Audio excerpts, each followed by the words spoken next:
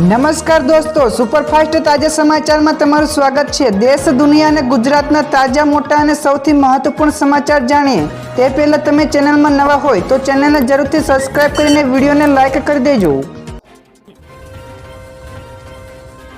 સૌથી પહેલા દોસ્તો આપણે વાત કરીએ તો ગુજરાતમાં 4 સિસ્ટમ એક સાથે સક્રિય, તો આગામી 2 થી 3 દિવસ અત્યંત ભારે વરસાદની આગાહી કરી છે। જાણો દોસ્તો, તમારા જિલ્લામાં પણ એલર્ટ અપાયું છે કે નહીં? જ્યાં દોસ્તો ગુજરાતમાં મેઘરાજા હવે પૂરા જોશમાં બેટિંગ કરવાના મૂડમાં છે। તો હવામાન વિભાગના જણાવ્યા અનુસાર રાજ્ય ઉપર એક સાથે 4 જેટલી વરસાદી સિસ્ટમો સક્રિય થઈ છે, જેના કારણે આગામી 7 દિવસ સુધી સમગ્ર રાજ્યમાં સાર્વત્રિક વરસાદી માહોલ જળવાઈ રહેશે।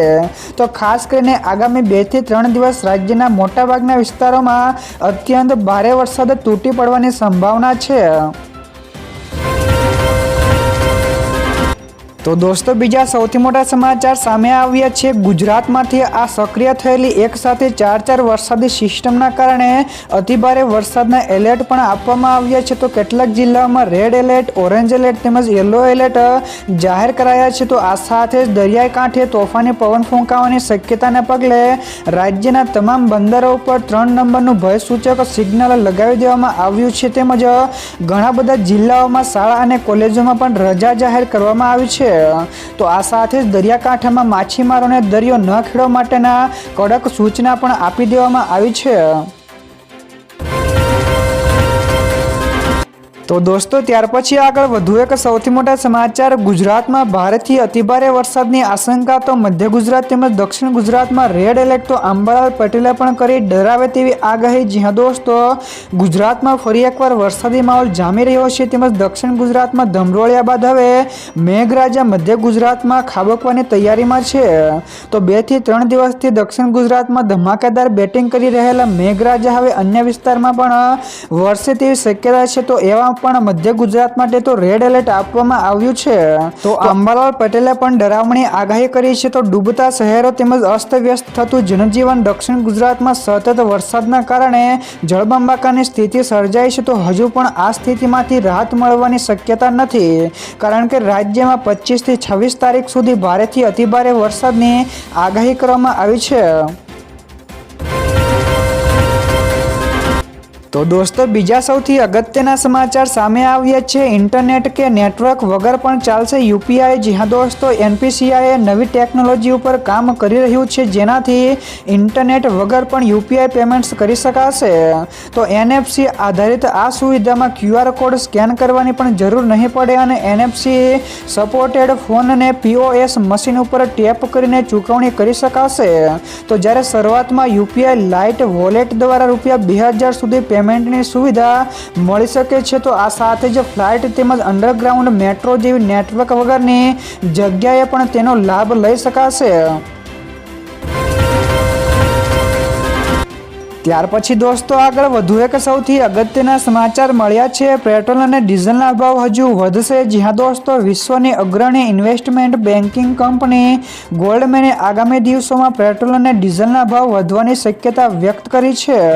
તો તેમના અહેવાલ અનુસાર જો મહત્વપૂર્ણ ઓઇલ ટ્રાન્સપોર્ટ રૂટ હોર્મુઝ ઉપરથી પુરવઠો બાધિત રહેશે તો બ્રેન્ટ ક્રૂડ $120 પ્રતિ બેરલ સુધી પહોંચી શકે છે। તો આ ઉપરાંત રેડ સીમાં શિપિંગ અવરોધોના જોખમના કારણે પણ વૈશ્વિક સ્તરે કાચા તેલની કિંમતોમાં વધારો થવાની ભીતિ છે।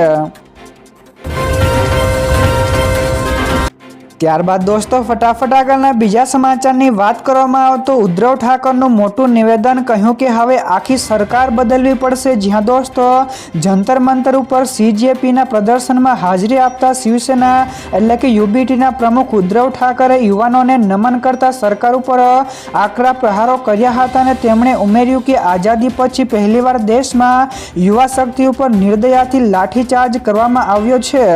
તો આ સાથે જ ઠાકરે સ્પષ્ટ શબ્દોમાં કહ્યું છે કે માત્ર એક વ્યક્તિને હટાવવાથી કશું નહીં થાય, તો આખી સરકાર બદલવી પડશે।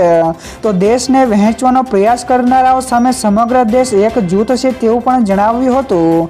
તો દોસ્તો તમારા મતે ઉદ્ધવ ઠાકરેનું આ નિવેદન સાચું છે કે ખોટું? ફટાફટ નીચે કોમેન્ટમાં જણાવજો। તો તો દોસ્તો બીજા સૌથી મહત્વપૂર્ણ સમાચાર સામે આવ્યા છે। વલસાડમાં ભારે મેઘતાંડવ તો સાંબેલાધાર। જ્યાં દોસ્તો વલસાડ જિલ્લાના કપરાડામાં 16 થી 17 ઇંચ તેમજ અન્ય વિસ્તારોમાં અતિભારે વરસાદથી જળબંબાકાર સર્જાયો છે। તો રેલવેનું ટ્રેકનું ધોવાણ થતાં મુંબઈ અમદાવાદ રૂટની 5 જેટલી ટ્રેનો રદ થતાં શોર્ટ ટર્મિનેટ કરાઈ છે।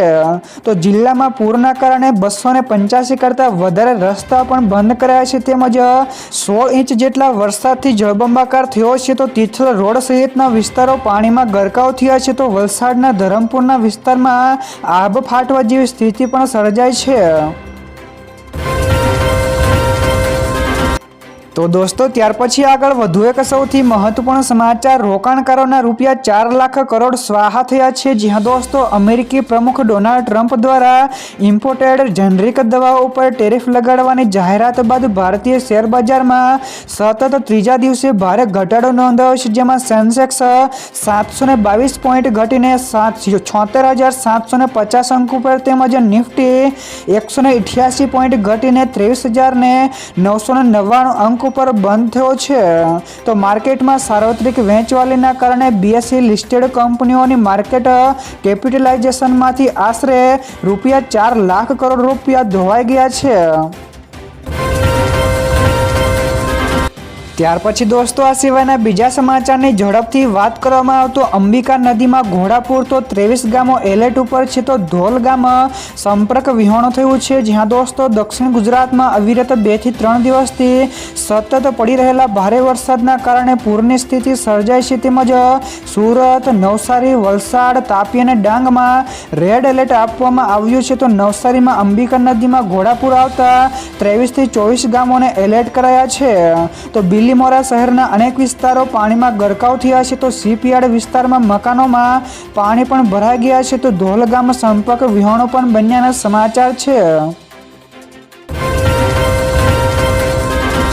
તો દોસ્તો બીજા સૌથી મોટા સમાચાર સામે આવ્યા છે। રાહુલ ગાંધીનો આરોપ તો કહ્યું ધર્મેન્દ્ર પ્રધાને શિક્ષણ વ્યવસ્થાને નષ્ટ કરી છે। જ્યાં દોસ્તો કોંગ્રેસ નેતા રાહુલ ગાંધીએ નીટ પરીક્ષા તેમજ અન્ય પેપર લીક મુદ્દે કેન્દ્ર સરકાર ઉપર આકરા પ્રહારો કર્યા હતા અને તેમણે આરોપ લગાવ્યો કે ધર્મેન્દ્ર પ્રધાને દેશની શિક્ષણ વ્યવસ્થાને નષ્ટ કરી છે।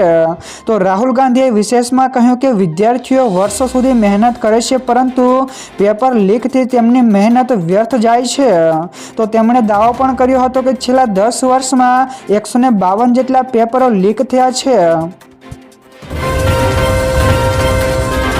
તો દોસ્તો ત્યાર પછી આગળ વધુ એક સૌથી મોટા સમાચાર મળ્યા છે। ભારત માટે આવ્યા ખરાબ સમાચાર। જ્યાં દોસ્તો હોર્મુઝ પછી લાલ સાગરમાં પણ સંકટ ઘેરાયું છે। તો યમનના હુથીએ બળવાખોરીની ધમકી બાદ ભારત અને ચીન આવી રહેલા સાઉદી અરેબિયાના 2 ક્રૂડ ઓઇલના ટેન્કરોએ અચાનક જ યુ ટર્ન લેવો પડ્યો હતો। તો યુદ્ધની સ્થિતિ તેમજ નવા નૌકા માર્ગ બંધ થવાના કારણે હવે ટેન્કરોને લાંબો રસ્તો કાપવો પડશે। તો આ ઘટનાક્રમથી વૈશ્વિક સ્તરે કાચા તેલના ભાવ $91 પ્રતિ બેરલ ઉપરને પાર પહોંચી ગયા છે। તો દોસ્તો બીજા સૌથી અગત્યના સમાચાર સામે આવ્યા છે। મારુતિની કારો ઓગસ્ટ મહિનાથી થશે 30,000 રૂપિયા સુધીની મોંઘી। જ્યાં દોસ્તો દેશની સૌથી મોટી વાહન ઉત્પાદક મારુતિ સુઝુકીએ ઓગસ્ટ 2026થી કારોના ભાવમાં રૂપિયા 30,000 સુધીનો મસ્ત મોટો વધારો જાહેર કર્યો છે। તો વધતી ઇનપુટ કોસ્ટ તેમજ સતત મોંઘવારીના કારણે માત્ર 2 મહિનામાં આ બીજી વખત કિંમતો વધારવામાં આવી છે। તો અગાઉ જૂન 2026 માં પણ ભાવ વધારાયા હતા। તો આ નિર્ણયથી કંપનીની રૂપિયા 3.50 લાખની રૂપિયા 25 લાખ સુધીની તમામ નાની અને પ્રીમિયમ કારો મોંઘી થઈ જશે। ત્યાર પછી દોસ્તો આગળ વધુ એક સૌથી અગત્યના સમાચાર મળ્યા છે। આઇકોનિક રોડના નામે રૂપિયા 3.17 કરોડનો ધુમાડો। જ્યાં દોસ્તો અમદાવાદ મહાનગરપાલિકાએ જોધપુર વોર્ડમાં ચાલુ સ્ટ્રીટ લાઇટો હોવા છતાં આઇકોનિક રોડ બનાવવાના બહાને રૂપિયા 3.17 કરોડના ખર્ચે નવા 835 જેટલા પોલ નાખવાનું આયોજન કર્યું છે। તો તંત્રના આ નિર્ણય સામે સ્થાનિકોમાં ભારે રોષ વ્યાપ્યો છે તેમજ નાગરિકોનું કહેવું છે કે પ્રજાના ટેક્સના પૈસા આ રીતે વેડફાળ કરવાને બદલે પ્રદૂષિત પાણી, ખાડા અને શિક્ષણ જેવી ખૂટતી પ્રાથમિક સુવિધાઓ સુધારવા પાછળ ખર્ચ કરવો જોઈએ।